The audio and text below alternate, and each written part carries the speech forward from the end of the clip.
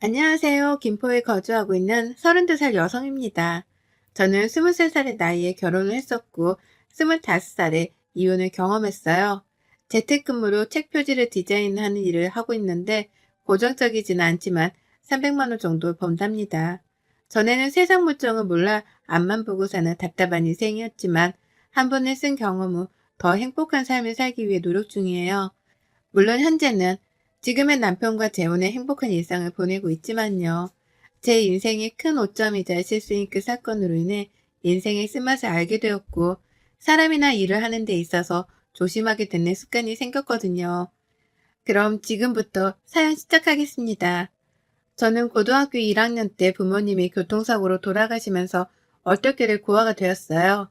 그래도 다행인 건 친척분들의 도움을 받을 수 있었고 고등학교를 무사히 졸업할 수 있었죠. 학교에서 급식비와 학비를 지원해준 탓에 조금은 여유 있게 학교를 다닐 수 있었습니다. 저희 집이 돈이 많은 집은 아니었지만 가정이 화목했고 저는 부족함 없이 자라왔습니다. 하지만 부모님이 돌아가신 뒤 세상에 혼자 남았다는 사실에 두려움과 무서움을 느낀 저는 돈부터 벌어야겠다고 생각했어요. 대학은 생각도 안 하고 돈이 되는 일이면 닥치는 대로 했습니다. 하루에 4시간 자면서 일을 했는데 새벽에는 학원 청소를 했고 주간에는 디자인 회사에서 사무 보조, 저녁에는 식당 설거지에 아르바이트를 했어요. 같이 식당에서 아르바이트를 하며 알게 된 친구가 저보고 돈에 환장했냐며 핀잔을 줄 정도였어요. 저는 디자인 회사에서 근무하며 처음으로 디자인이라는 것에 대해 흥미를 느꼈고 조금 늦긴 했지만 그동안 일을 하며 모아둔 돈으로 22살에 서울에 있는 대학에 진학했어요. 그렇게 늦가기 대학생이던 저는 신입생들과 어울리기 힘들었죠. 그러다 저녁 후 복학을 한 같은 과 학생과 나이가 있다는 동질감 때문인지 금방 친해졌습니다. 여전히 아르바이트를 했지만 대학생활을 하며 나름의 로망이 있던 저는 그 남자와 사랑의 감정이 싹텄고 만난 지 1년 반 정도 되었을 때 결혼을 결심했어요. 그렇게 어리다면 어린 나이인 23살 끝자락에 그 남자와 결혼을 했죠. 지금 생각해보면 그 결혼을 왜 했나 싶고 아이가 없던 것이 다행이다 싶네요. 아무것도 몰랐을 때라 저에게 가족이 생긴 것 자체가 너무 좋았고 시어머니로부터 싫은 소리를 들어도 헤헤 웃을 정도로 저는 정말 바보였습니다. 일찍 부모님을 여인 탓에 시어머니가 제 엄마라고 생각하자고 다짐했고 행복한 결혼 생활을 할 수 있을 줄 알았어요. 시어머니는 여자는 밖에서 일하는 것보다 남편의 내조를 잘 해야 한다며 남편을 떠받들어야 한다는 말씀을 하셨죠. 옛날 사고방식을 가지신 분이었던 터라 성질이 조금 급하셨어요. 저를 볼 때마다 손주가 빨리 보고 싶구나. 결혼한 지가 언젠데 아직도 소식이 없니? 라고 묻곤 하셨죠. 하지만 남편은 제대로 된 직장을 잡지 못하고 갈팡질팡을 하고 있는 상태였죠. 결혼한 마당에 언젠간 아이까지 낳아야 해서 저대로 답답한 마음에 남편에게 한마디 했어요. 자기야, 구직 활동을 계속하고 있는 건 알겠지만 이제 어느 정도 자리는 잡아야 하지 않을까? 우리도 언젠가는 아이를 낳을 테고 그러려면 미리 준비를 해야 하는 게 맞는 것 같아서. 그러게, 나도 취직을 빨리 해야 하는데 그게 잘 안 되네? 그래도 자기는 좋겠다. 평이 좋았나? 아르바이트를 하다가 직원으로 스카우트 제의라니. 제가 조언을 해주니 남편은 씁쓸한 표정으로 잠시 다녀온다며 밖을 나가더라고요. 그러고는 잠시 뒤 시어머니에게 연락이 왔는데 매우 화가 난 목소리였어요. 너 인연 남편 길을 살려줘도 모자란 마당에 우리 아들 길을 죽여? 네? 그게 갑자기 무슨 말씀이세요? 길을 죽이다니요, 어머니. 갑자기 왜 그러세요? 아이도 못 낳는 년, 근본도 없는 년이 어디다 대고 하늘 같은 남편한테 충고질이야? 네 죽은 애미가 그렇게 가르치던 뭐라고 했길래 애가 이렇게 힘이 없는 거야, 어? 어머니 별말 안 했고요. 앞으로 살면서 아이도 낳을 거고 한데 직장 빨리 잡아야 하지 않겠냐고. 저 그 말한 게 전부인데요. 부모가 없어서 그런지 배운 게 없어서 그런 건지 너는 머리가 없니? 남편을 떠받들고 살아야지. 너는 회사 다닌다고 유세 부리는 거냐 뭐냐? 그놈의 회사가 뭐라고. 시어머니가 어느 날부턴가 저에게 막말을 하더라고요.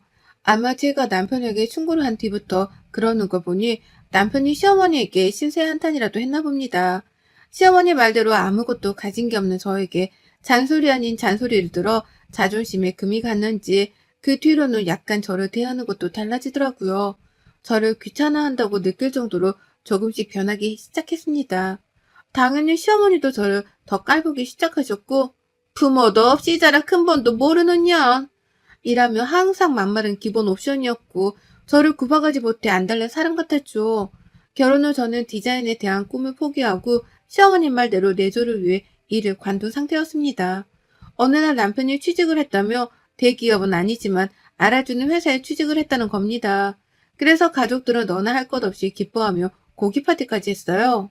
그랬더니 남편은 회사 생활도 잘하고 내가 앞으로 가정에 충실할게. 그동안 고생 많았어. 라며 앞으로 잘 살아보자고 화이팅을 외치더라고요. 그렇게 2년 정도의 시간이 지나고 남편과 시댁과 저는 원만하게 잘 지내고 있었습니다. 예, 이제 차들이도 사봤으니 손주를 좀 안겨줘야 하지 않겠니? 시간도 얼추 지난 것 같은데 자리도 잡았으니 이제 슬슬 준비해야 하지 않겠니? 네, 어머니, 노력해볼게요. 조금만 기다려주세요. 시어머니의 말이 틀린 말은 아니었기에 저는 남편에게 같이 노력하자고 이야기했어요.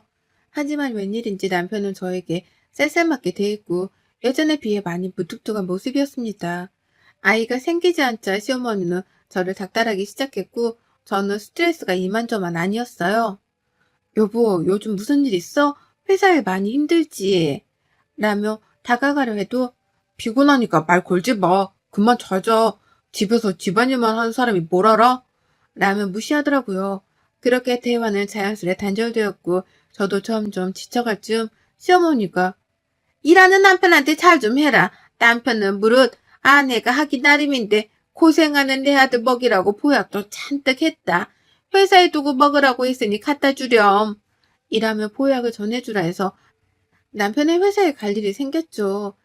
로비에서 아무리 연락을 해도 받지 않아 안내 직원에게 전달을 부탁하고 밖으로 나왔는데 남편 차가 앞에 서더니 웬 여자와 함께 차를 타고 가는 게 아니겠어요. 저는 설마하고 택시를 잡아 남편 차를 따라가 보았는데 믿기 힘들게도 대낮에 모텔로 들어가는 겁니다. 끝까지 쫓아가서 사실 확인을 하고 이혼을 했어야 했는데 그러지 못해서 안타까웠죠. 그때도 바보같이 저는 설마 아니겠지 하며 택시를 타고 집으로 돌아왔어요. 남편은 야근을 한다며 12시가 다 돼서야 집에 들어왔고 주말에는 출장을 가야 한다며 저보고 짐을 싸달라고 하더라고요. 그렇게 출장짐을 싸고 빨래를 하며 옷을 뒤적거렸는데 여자 냄새가 나는 것 같기도 하고 낮에 있었던 일 때문인지 여간 신경 쓰이는 게 아니더라고요. 그렇다고 남편에게 물어보자니 속 좁은 여자가 될 것 같기도 하고 그래서 버텼습니다. 아무것도 아니라고 생각하며 버텼죠. 그렇게 다음날 아침 남편이 출장을 가고 주말에 혼자 커피를 한잔하며 쉬고 있었는데요. 갑자기 모르는 번호로 연락이 오는 겁니다. 전화를 받았는데 웬 여자였어요. 안녕하세요. 좀 만났으면 하는데요. 조항국 씨 와이프 되시죠? 저 김미란이라고 하는데요. 저랑 좀 만났으면 해요. 긴이 할 말도 있고요. 전화를 받는 순간 저는 직감적으로 알 수 있었어요. 전화를 한 사람은 바로 남편이 바람을 피고 있는 내 여녀라는 것을요. 그날 저녁에 집 근처 커피숍에서 만나기로 했습니다. 떨리는 마음으로 커피숍에 미리 나가 앉아있는데 곧이어 그 여자가 오더라고요. 안녕하세요. 전화드렸던 김미란입니다. 조항국 씨 와이프? 네, 제가 조항국 씨 와이프 되는 사람이에요. 무슨 일로 저랑 보자고 하신 건가요? 용건만 간단히 하죠. 저도 길게 말 안 할 거예요. 단도직입적으로 말하죠. 저 임신했어요. 그 사람 아이고요. 저희 사랑하고 있으니 헤어져 주세요. 네? 너무 당당하게 말하는 거 아니에요? 그게 무슨 말이죠? 그 사람 아이를 가졌다고요? 근데 그거 알아요? 지금 그쪽이 내 남편 만나는 거요. 그걸 불륜이라고 하는 거예요. 불륜인 거 알아요. 그러니 헤어져 달라는 말이에요. 그럼 불륜이 아닌 게 되잖아요. 저 한국식 아이도 가졌고 그쪽은 아직 뭣도 없으니 한 살이라도 젊을 때 떠나요? 어이가 없네요. 뭐가 그렇게 당당해요? 나 만나는 거 한국식도 알아요? 오늘 들은 이야기는 못 들은 걸로 하죠. 남편이랑 얘기해 볼게요. 어이가 없어도 너무 없네. 그렇게 커피를 다 마시지도 못하고 자리를 박차고 나왔습니다. 집까지 무슨 정신으로 들어왔는지도 모르겠고요. 집에 오니 슬프지도 않고 화도 안 나고 직접 내 연애를 만나 바람을 피웠다는 사실 확인도 했는데 오히려 아무런 기분도 안 들고 공허함이 느껴지더라고요. 그렇게 창밖을 보며 멍 때리고 있는데 시어머니에게 전화가 왔습니다. 넌 주말인데 남편이 집에 없으면 시댁에 와서 좀 커들고 해야지. 연락도 안 하니? 라며 말을 하는데 그저 듣고 가만히 있으니 열을 받으셨는지 늘 하시던 레파토리로 욕을 하시더라고요. 어머니 죄송하지만 저 힘드니까 이번에는 좀 쉴게요. 이년이 미쳤네. 근본도 없는 년이 커둬줬더니 이제는 시댁을 나물라라 하네. 뭘 배웠니 너? 어머니 나중에 전해주세요. 끊을게요. 수화기 너머로 온갖 욕설을 내뱉으며 소리를 지르는 시어머니의 목소리가 들렸어요. 남편에게 전화를 했더니 전화를 받지 않았고요. 바쁘니 나중에 연락해 라는 문자만 올 뿐이었죠. 시어머니에게 이런저런 일을 다 이야기하고 이혼할 거라는 말을 장문의 문자로 보냈어요. 또 그 목소리를 들으면 저도 열불이 날 것 같아서 꾹꾹 눌러 담아 썼습니다. 어디 갈 힘도 없었고요. 다음날 아침 시어머니가 저에게 전화를 하셨는데 가관이더라고요. 내연녀가 있다는 사실과 그 내연녀가 임신까지 했다는 사실에 잠시 당황하셨지만 이내 남편의 편을 들며 아나무인으로 말씀하시더라고요. 역시 팔은 안으로 굽는 건지. 남자가 큰일을 하다 보면 밖으로 눈을 돌릴 수도 있는 거지. 그리고 너는 못 가진 손주도 대신 가져줬잖냐. 그리고 너는 그동안 네 남편이 고생할 때 집에서 혼자 뭐 했니? 그것도 다 네 업보다. 어머님, 지금 그게 저한테 하실 말인가요? 바람을 피웠고 내연녀가 애까지 있는데 감싸다니요. 이런 경우가 어딨나요? 세상 사람들이 다 손가락질 할 일인데 지금 그 사람이 잘했다는 거예요? 그동안 너한테 해준 게 있고 걷어줬으니 그런 건 아무런 흠이 아니다. 네가 이해해야지. 이런 말을 들으며 충격 아닌 충격을 받고 너무 뻔뻔한 시어머니의 태도에 저는 진절머리가 났습니다. 지금까지 살아오면서 틀리게 살았다고 생각한 적은 한 번도 없는데 저런 말을 들으니 제가 지금까지 무엇 했나 싶고 돌아가신 부모님한테 너무 죄송해서 차마 죄송이라는 말도 꺼내기 어렵더라고요. 저는 결심했습니다. 더 이상의 결혼 생활을 유지하기 어렵다고 판단했어요. 그렇게 남편이 출장에서 돌아오고 나서 나 사실 그 여자 만났어. 너 많이 사랑한다더라. 아이도 생겼다 그러던데 이혼하자. 무슨 말도 안 되는 소리야? 네가 걔를 왜 만나? 이혼은 절대 안 돼. 내가 해결해 볼게. 해결은 무슨 해결이야. 아이를 가졌다는데. 깔끔하게 이혼하자. 더 말할 것도 없어. 안 그래? 나를 찾아올 정도면 아주 대단한 각오를 했던 모양인데 넌 모르고 있었나 봐? 그게 말이 된다고 생각해? 아, 몰라. 이혼은 절대 안 되고. 회사에 소문이라도 나면 어쩔 거야? 감당할 수 있어? 내가 감당을 왜 하냐? 네가 감당해야지. 네 새끼인데. 나야 이혼하면 끝이야. 사람들이 무섭니? 불륜이 잘못된 건지 알긴 아나 보네. 그럼 그렇게 뻔뻔하게 나오면 안 되지.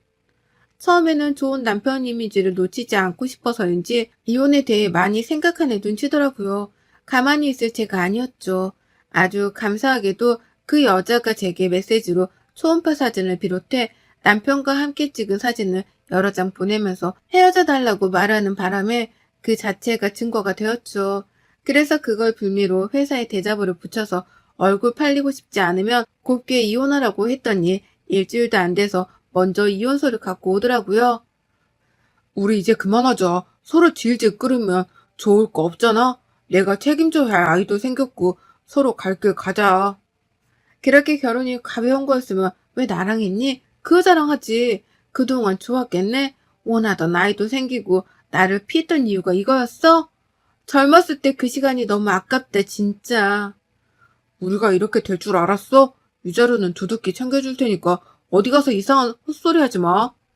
너나 잘하세요. 이혼하는 게 아니라 너는 이혼 당하는 거야. 뻔뻔한 새끼야.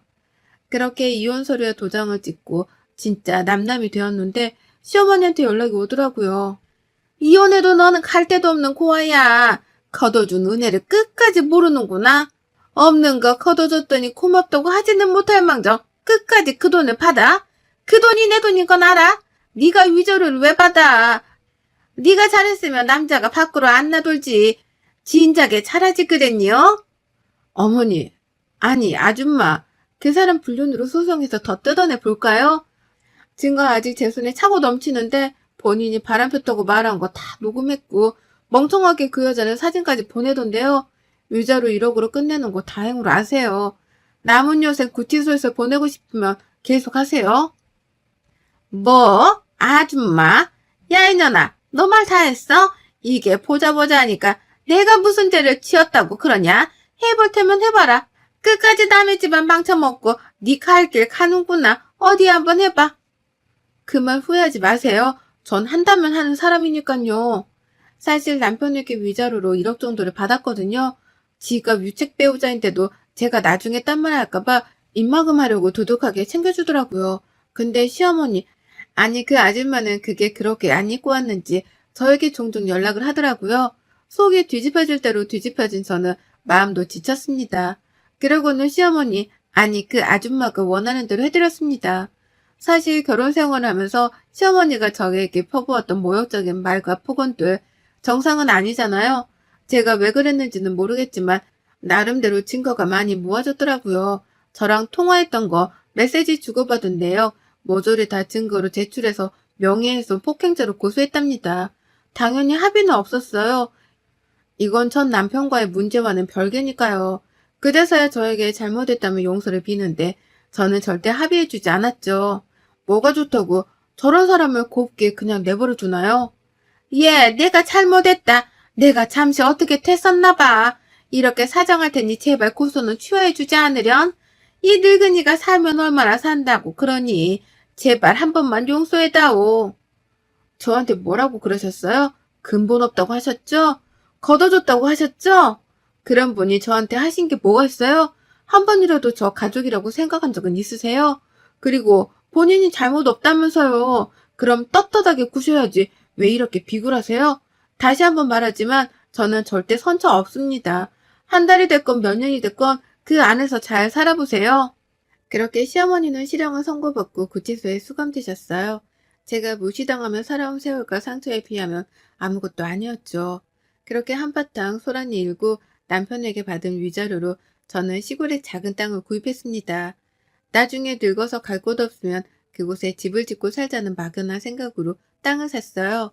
몇 개월이 지나 그 땅이 관광단지로 개발이 된다는 소식이 들려왔고 저는 보상금을 받게 되었는데 본의 아니게 20억이라는 큰 돈이 생기면서 먹고 살 걱정은 하지 않게 되었답니다. 당연히 이 사실은 저밖에 모릅니다. 갑자기 돈이 많아져 저는 그동안 평생 누리지 못했던 것들을 하나씩 해보았어요. 혼자 백화점에 가서 명품을 사보기도 하고 비싼 호텔 뷔페를 먹어보기도 했죠. 그렇게 이혼을 하고 무엇을 해야 할까 하고 혼자 생각 정리 겸 제주도로 여행을 떠났는데 20살 초반에 일했던 디자인 회사 팀장님을 우연히 만났습니다. 여행지에서 우연히 만난 것도 신기하고 반갑기도 해서 커피도 한잔하며 바뀐 연락처도 주고받고 이런저런 이야기를 하며 시간을 보냈어요. 팀장님은 디자인에 대한 꿈을 갖고 회사에서 일하던 제 모습이 보기 좋았다고 하셨어요. 그 말씀을 계기로 여행에서 돌아온 저는 앞으로 무엇을 할지에 대해 고민을 했어요. 그러던 찰나 팀장님에게 연락이 오더라고요. 같이 저녁을 먹기로 했습니다. 사실 조금 갑작스럽게 들릴지는 모르겠는데 어렵게 용기 내서 말하는 거야. 지영 씨가 회사에 다닐 때 사실 내가 많이 좋아했었어. 그래서 고백하려 했는데 갑자기 결혼한다는 얘기 듣고 얼마나 충격이었는지 몰라. 결국 마음을 접긴 했었지만 제주도에서 다시 만나니까 내가 다 잊은 게 아니었더라고. 이제라도 조금은 늦었지만 나랑 만나서 잘 지내보는 게 어때? 지영 씨가 싫으면 거절해도 돼. 미안해. 갑자기 이런 말해서. 저는 팀장님의 고백을 듣고 한참을 고민했어요. 이혼을 한 지도 얼마 안 됐는데 고백을 받은 것도 그렇고 갑자기 다른 사람을 만나서 연애할 자신도 없었습니다. 제 솔직한 심정을 말씀드리니 팀장님은 기다려주신다고 하셨고 그렇게 1년 정도 시간이 지났을까요? 저는 팀장님과 본격적인 연애를 시작했고 재혼을 하게 되었습니다. 결혼하고 나서 저보고 다시 디자인 일을 해보는 게 어떻겠냐고 해서 그렇게 동화책 표지 디자인 일을 시작하게 되었답니다. 지금까지 재미있게 잘 해오고 있는 중이고요.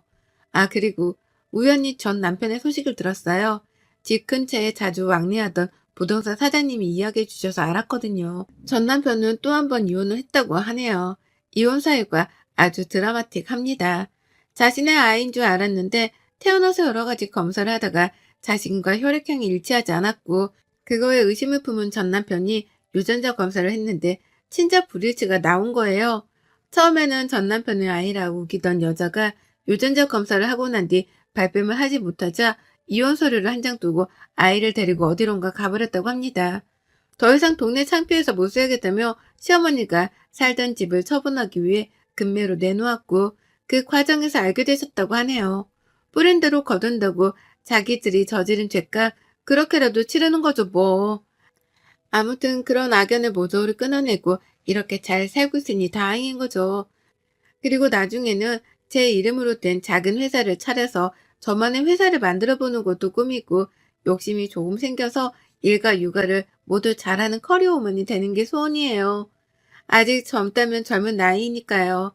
그렇게 벌써 4년 정도의 시간이 흘렀네요. 사실 프리랜서로 일하고 있는 이유가 제가 새 생명을 품고 있기 때문인데요. 남편도 다니는 회사에서 승진도 하고 잘 풀리고 있고요. 시부모님도 너무 따뜻하고 좋은 분이셔서 요즘엔 정말 행복한 일상을 지내고 있는 중이에요. 내년 봄에 태어날 아이는 얼마나 귀엽고 예쁠까요? 저에게 가족의 소중함을 알려준 남편과 시부모님, 앞으로 평생 시부모님이 아닌 내 친부모님이다 생각하고 잘 지내보려 해요. 여러분의 생각은 댓글로 남겨주세요. 오늘도 시청해주셔서 정말 감사합니다.